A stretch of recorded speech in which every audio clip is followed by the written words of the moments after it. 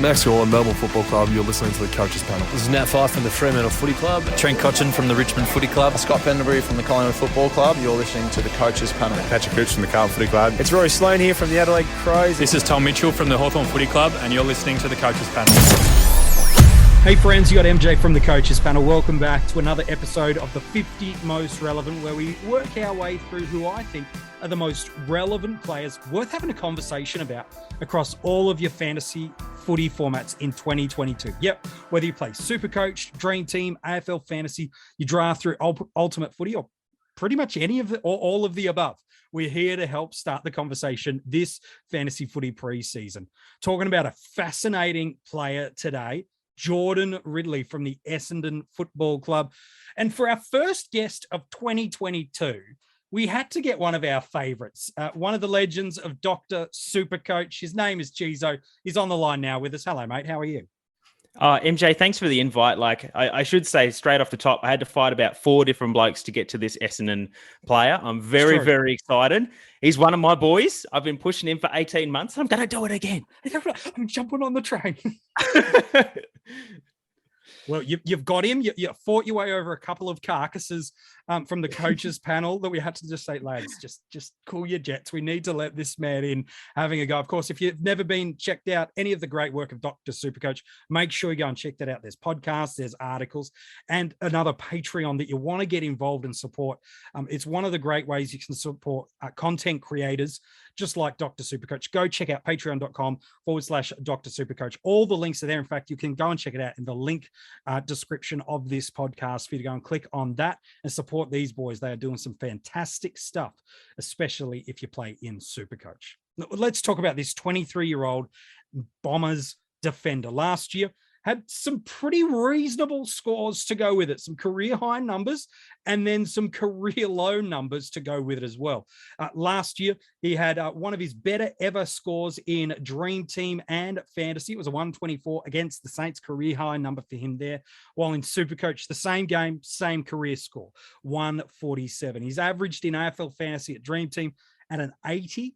Well, it's a 98.7 in SuperCoach, but as we drill into those numbers a little bit more, you will still see, as pricey as he might feel in some of the formats, there's some value hidden under the water of Jordan Ridley. He's priced just over $535K in SuperCoach, just over $670K in AFL Fantasy, and just under $685,000 in Dream Team. And Cheezo, you mentioned right off the top, this deep love of Jordan Ridley. And I suppose it probably comes from this ability for him to find himself to be interjecting into a game at any point in time to score in all the columns. The guy's just a beast for us in the back line.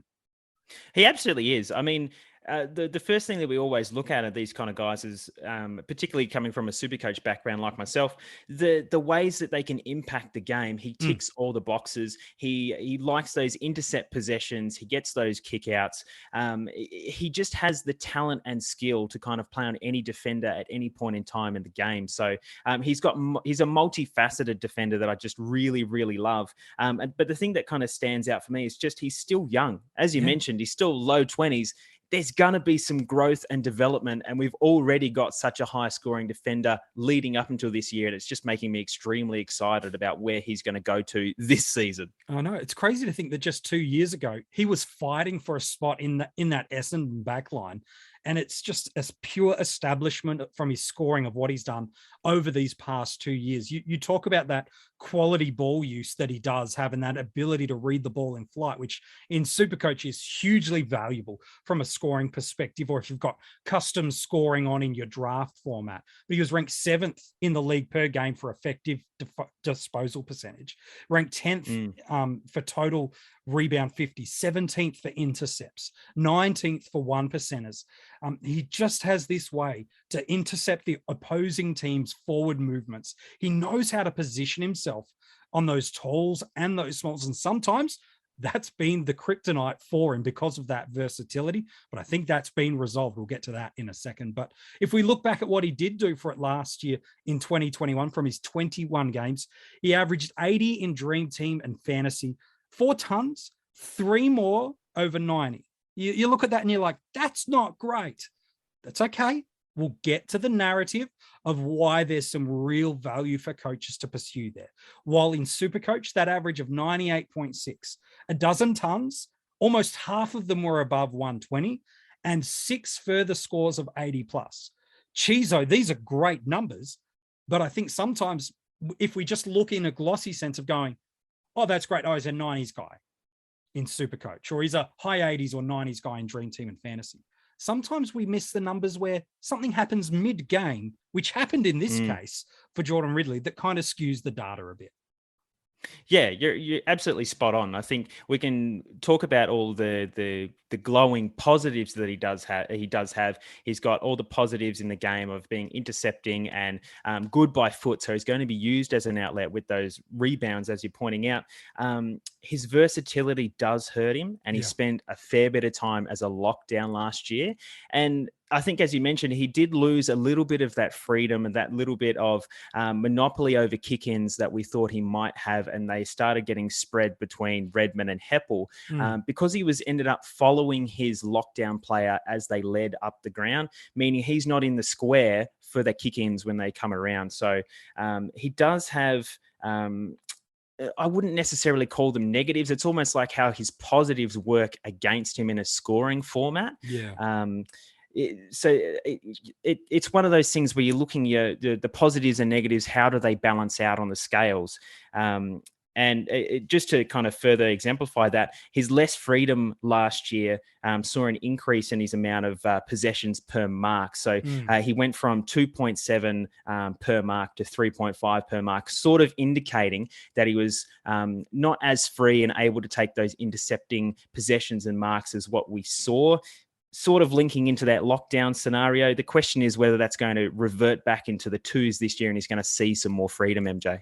Yeah, and I think that's what coaches are hoping for, something that resembles a little bit more of what he did in 2020 when he had a little bit more freedom. He had a little bit more monopoly on a certain key couple of elements, because that year he averaged the 101.9 in SuperCoach with 11 tons and just the one score under 70 all year.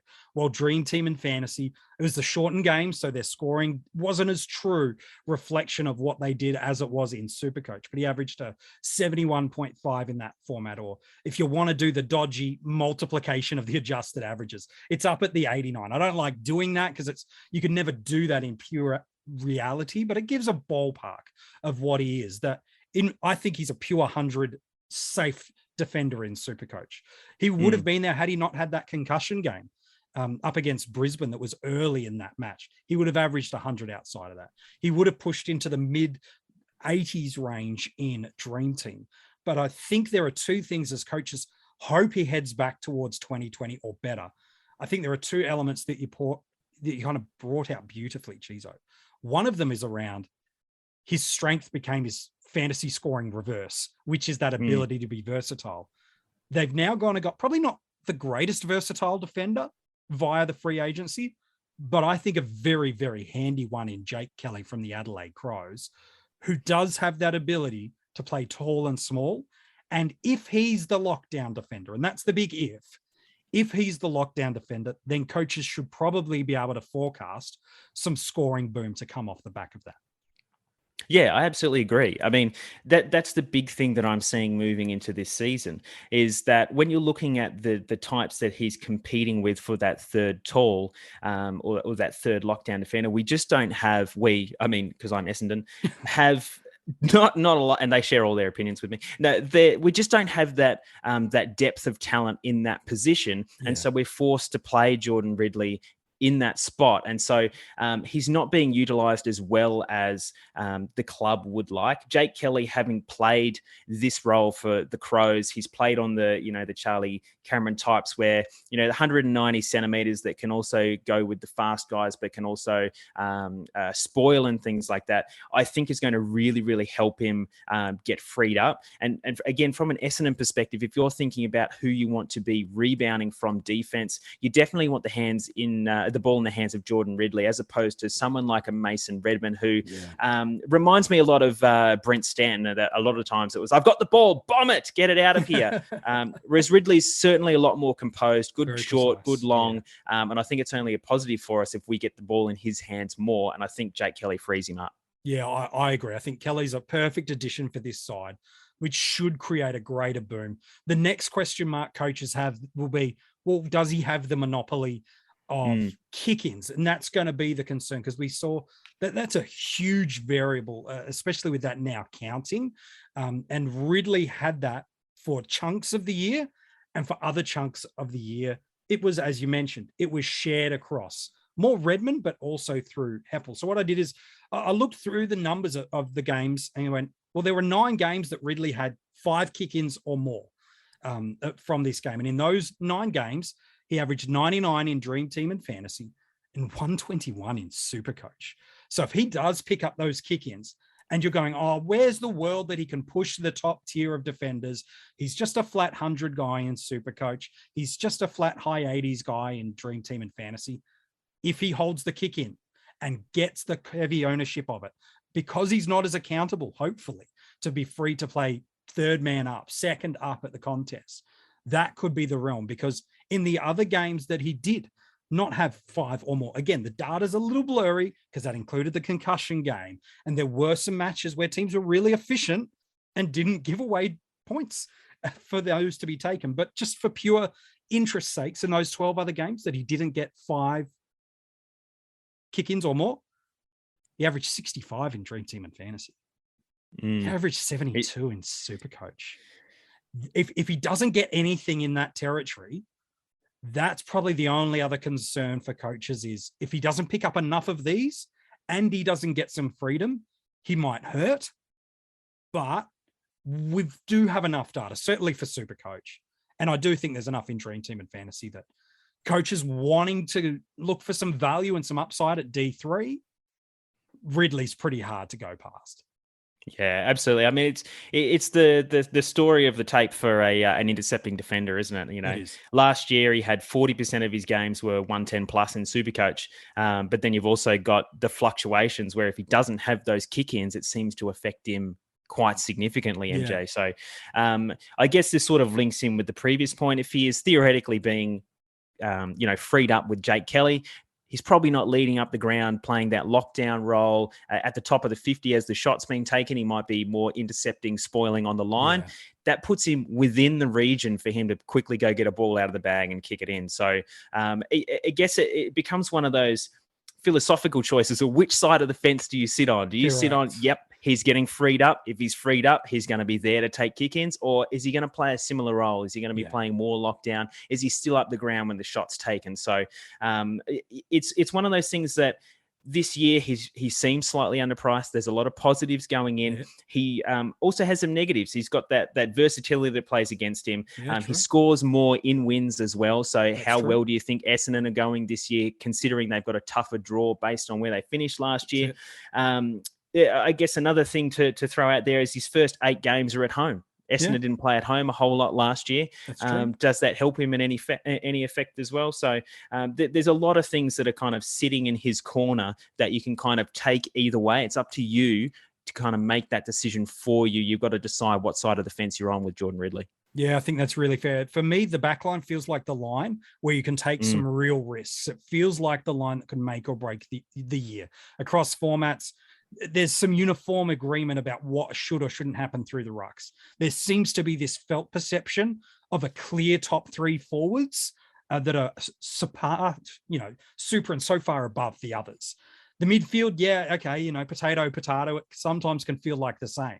But the backline things could really open up. And as you've seen through the numbers of Ridley over the past 2 years, as Cheezo's talked about, the world where things could open up for him and for Essendon, he actually could be one of the best SuperCoach defenders this year.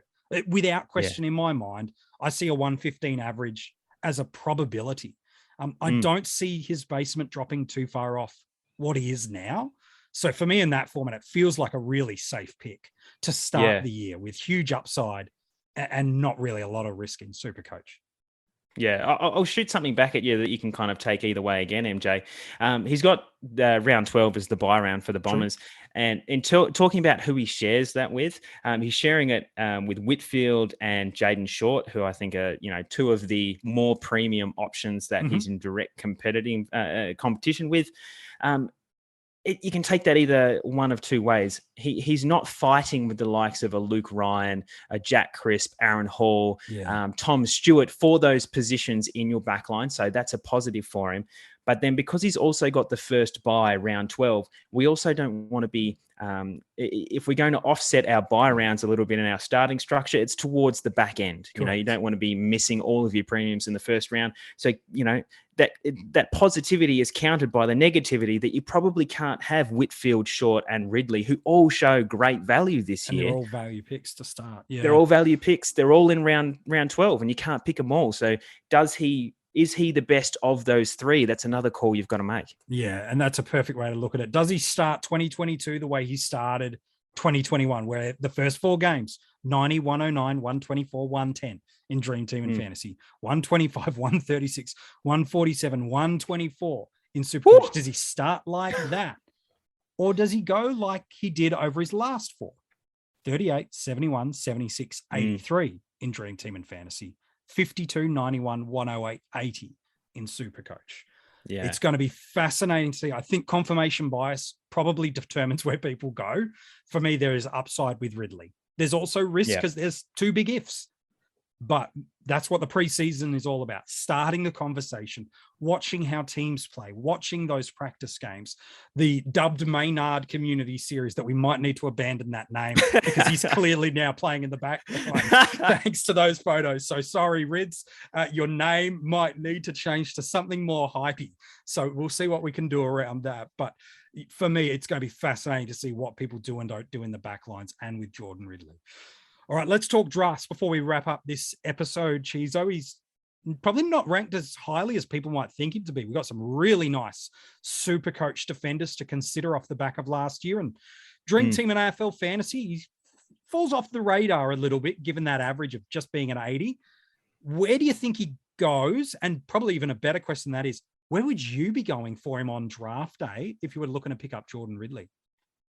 Yeah, it's an interesting question. I think DT AFL fantasy types, he's not that accumulatory player that is just going to week in, week out have 30 touches and be close to the mark. He is really dependent on him having a good day. And that's going to be a 50-50 chance in terms of those formats. In Supercoach, he's a little bit more consistent. He's probably not in the upper echelon. We're talking like the Jake Lloyds, who are in the 105 to 115 sort of ballpark figure on a weekly basis. But he has shown he's got a really, really good ceiling in that format. I'd be happy to have him as a D2, D3 if he slides in your league. Yeah. In terms of round, depends on the size of your league, but probably a 4 to 5 MJ, I think is where he's probably going to go. If you're someone like me, you're probably more than happy having him at D2, particularly in Supercoach, maybe D3 in the other formats. What do you think? Yeah, man, I think you're pretty spot on the money there. People are, if you want him and you see the upside, he's not someone that you want to let get away from you, because there will be another coach, whether they're an Essendon fan, whether they've been listening to Dr. SuperCoach or the coaches panel, or they've just been watching the data trends for themselves and putting 2 and 2 together on a couple of things there to go, I want him, because you could be getting at a D2 price point or a very, very lucky D3. You could be getting D1 scores across the formats. And that's the great upside of what he does offer for you. Hey, Cheezo, I appreciate your work today in the 50 most relevant. Thanks very much, MJ. I really enjoyed being back. It's good to have you back, man. If you want to go and check out some of his and the rest of the team at Dr. SuperCoach and their fine work, they've got podcasts, they've got articles, and that Patreon. All the links for that are in the description of this podcast, so you can absolutely go and check that out. You can also go and jump and check out those guys on Twitter. They do some of the most brilliant work in the SuperCoach community. Please make sure you go and follow and check out what those guys are doing. Tomorrow, another day moving forward into the 50 most relevant. Number 25. And I'll be honest, I got some news this week that when I saw it hit my Twitter feed, I almost thought about dropping this player completely out of the 50 most relevant. And then I remembered the preseason isn't done yet. And all it takes is a couple of weeks to go his way. And we've got a 105 plus proven midfielder at a stupid, crazy price. Who is he? You'll find out tomorrow in the 50 most relevant. unless you're one of our Patreons. You've already got the podcast and you know.